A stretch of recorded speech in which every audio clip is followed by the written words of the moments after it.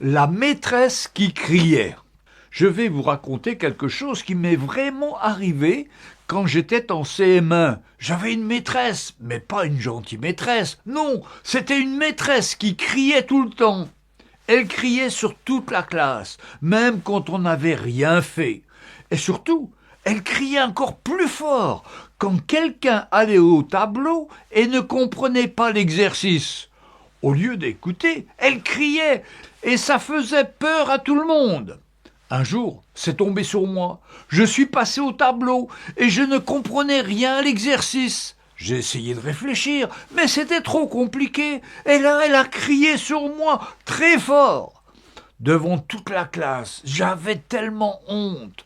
Quand je suis rentré à la maison, j'ai raconté à ma maman. Elle m'a écouté, elle m'a prise dans ses bras et elle m'a dit « Laisse tout à Dieu, ma chérie. Lui, il sait quoi faire. Il va agir. » Alors j'ai prié dans mon cœur. Je n'ai rien dit à personne, mais j'ai tout laissé à Dieu. Et tu sais quoi ? Le lendemain, quand je suis arrivé à l'école, la maîtresse n'était plus là. On a appris qu'elle avait été virée, renvoyée, parce qu'elle avait un caractère trop fort, comme ils ont dit.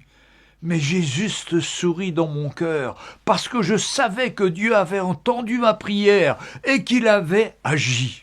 Ces courtes histoires que je vous raconte ont été vécues et écrites par des enfants de 6 à 12 ans lors d'un camp d'enfants de nos églises où je leur racontais quelques-unes de mes 365 histoires.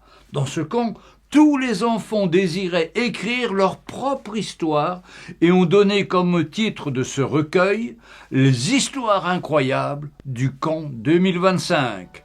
Que le Seigneur vous bénisse et à bientôt. Et j'espère que vous aimez ces histoires. Il y en a encore 5 qui vont suivre afin qu'on puisse avoir un ensemble, ces petites histoires de ces enfants qui ont beaucoup de choses à faire pour nous parler. Retrouvez Un jour une histoire sur www.365histoire.com.